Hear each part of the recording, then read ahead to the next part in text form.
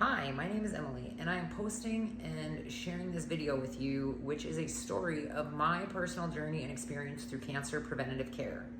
The goal of this video is I am hoping that my story can educate women or at least empower you to take charge of your own health. In this video, I'm going to discuss things that you may not even know are accessible to you, that there are things you can do for prevention, and what comes with the prevention. So I'm hoping that whether you find a bit of information that you need from this video, or if somehow I can inspire you to take the next step in preventative care and scheduling that mastectomy. I know it is a horrible, scary thing to think about, to talk about, to have to face, but ladies, we cannot keep being statistics to breast cancer when we have the option to prevent it. Here we go. I am going to talk a little bit about my personal life and share some things about me and vulnerably just put myself out here onto the internet. But anybody who knows this about me, they know I'm not shy at all about this. And actually, I love to talk about it. I am going to talk about cancer, but I'm going to talk about the preventative side of it and the risks and genetic side of it.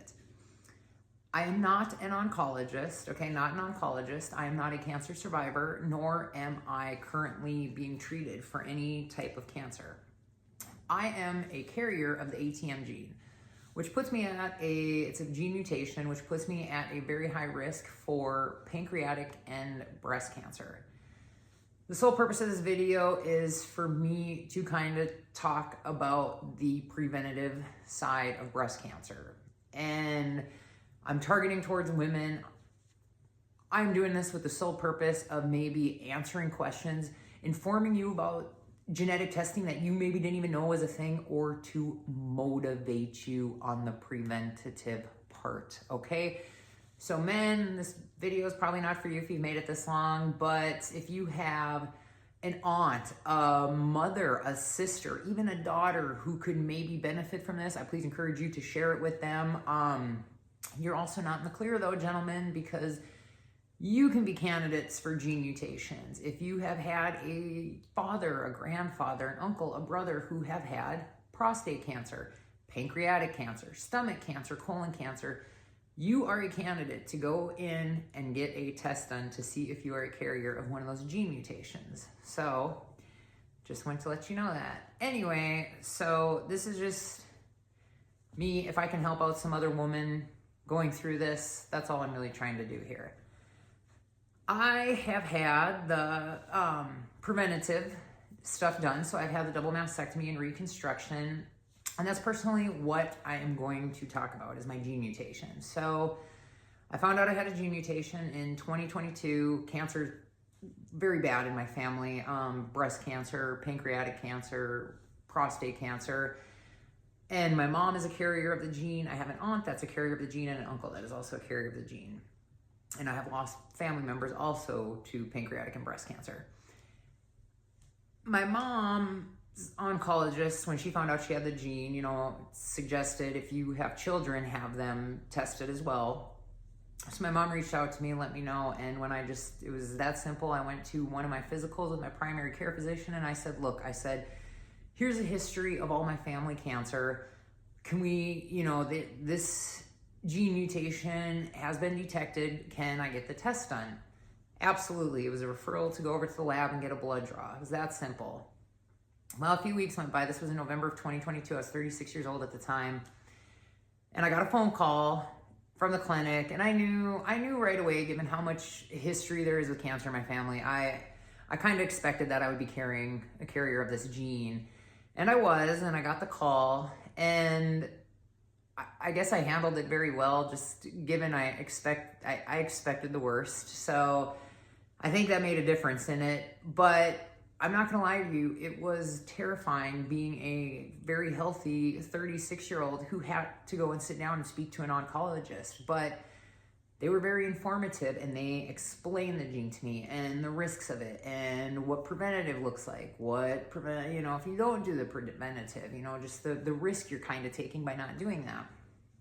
I said, okay, and was kind of like, how do you want to move forward? And I said, I would prefer to have the surgery, you know, and let's just get rid of the dang things. Let's just get rid of them, you know, let's not even wait around.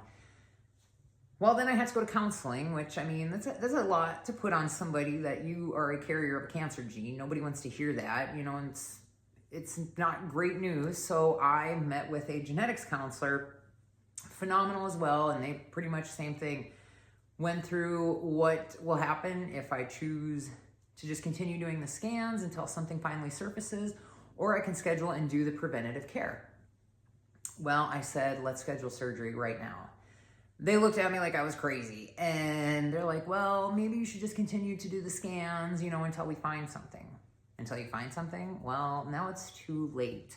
And I'm going to be going through all this anyway, and I would prefer to just avoid all that and do it as a healthy individual and just get it over with. So you are the one that's the advocate for your own health. You are the one that has to take charge, because you know what?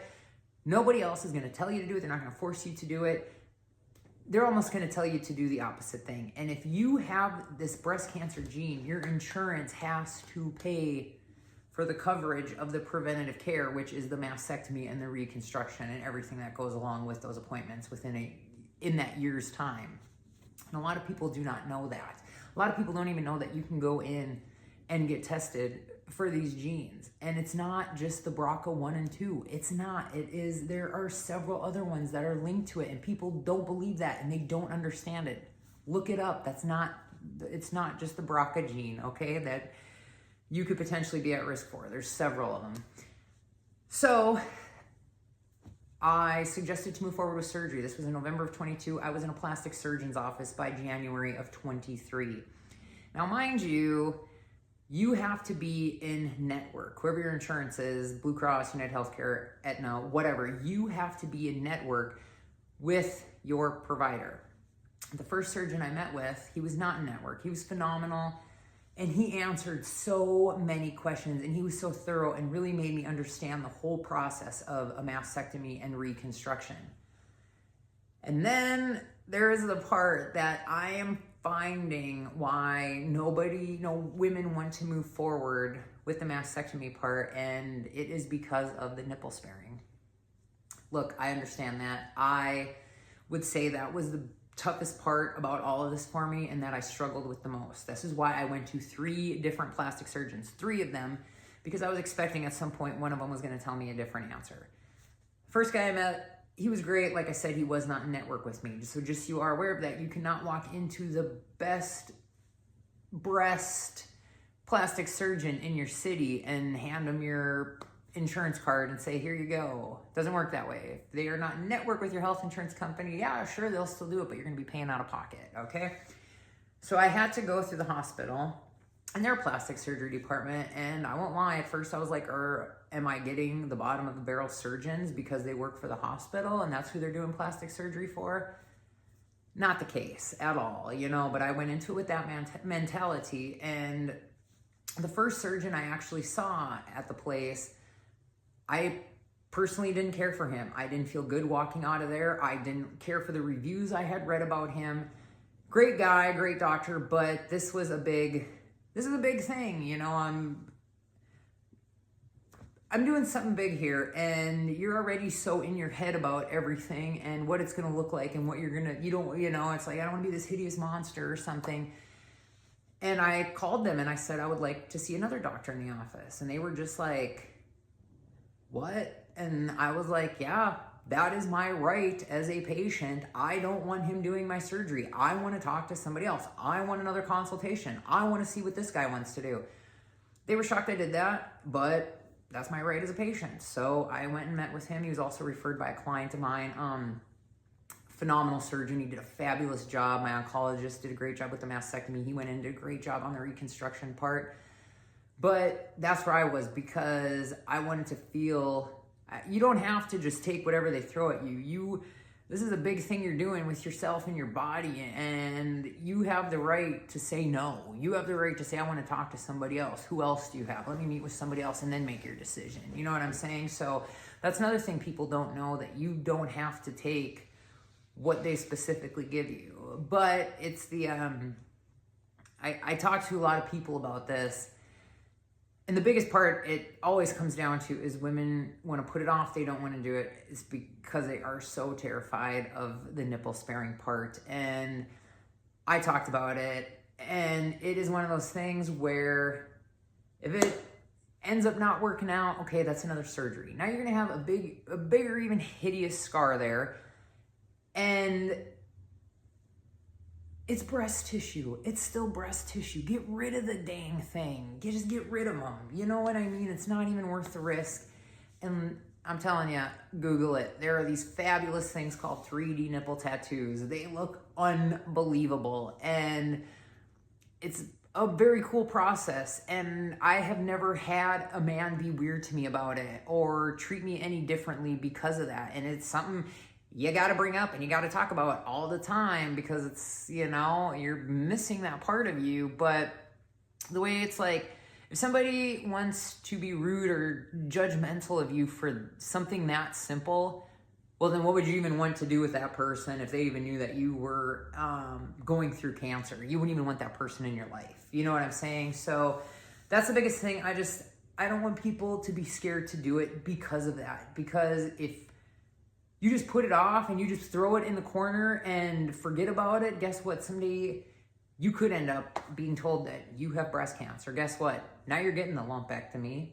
Now you're probably getting some lymph nodes taken out, and you still might end up with the mastectomy. But now you have the cancer. Whether you go into remission or any of that, you still have the chance of it coming back, whether it come into your bones, and now it can go into your organs, your brain, all that. Breast cancer can come back in the bones, even after a mastectomy. If you've had breast cancer and you get a mastectomy, it can eventually still come back and it's going to show up in your bones, okay? That's 1,000 times worse just because what you wanted to save your nipples. I mean, I'm not trying I'm not trying to be rude when I say that, but it's just like you are the only person that can be an advocate for yourself. And do you not want to be a happy, healthy individual? I was 37. I was 37 when I finally did my surgery. So I'm in 2 years of doing all my screening stuff, and it's a breeze. It's not bad. And honestly, I would rather know these things so we're ahead of the game and we're constantly looking for these things instead of all of a sudden going to the doctor one day and it's too late, you know, because that happens too. Or, you know, now you're rushing to get in with a specialist and do all this stuff, and what's going to be more stressful? You know what I mean? Dealing with that. And people are like, well, I want to have kids and do all this. Okay, that's fabulous. But do you want to be healthy and to be there while your kids grow up and be there for them, you know? And I just want to somehow push women to taking that next step, that if you are too scared to do something like that, don't be. Because you would be shocked at how many of us are out here and going through it. You're not the only one. You would be shocked if you knew how many 3D nipple tattoos a person's probably doing in a week. They're probably, the person I went to, she was an RN. This became a big thing 2020, 2021. She's only been doing it for a few years. This was a year ago when I saw her. She averages 2 a week. That's a lot of women. And most of them have already had the cancer and then had to have the mastectomy, and this is where they are. She said not many of them are coming in as preventative patients. And as a former RN, it's heartbreaking to her. It was heartbreaking for me to find out that's how many women are going through this. So you're not the only one that's out here scared to do it. And if anybody wants to share this video on any platform, their platform, I encourage you, I give you consent, send this, share it, get it out there, because all we can do is try to help and look out for each other. And that's a big problem right now in this country anyway. So if this can just fall into the lap of maybe a few women who need to see it, or if you have questions, if there's anything you want to know, DM me, ask me. I will tell you any and everything that you want to know about all the surgeries, the expanders, and just everything that comes with all of this.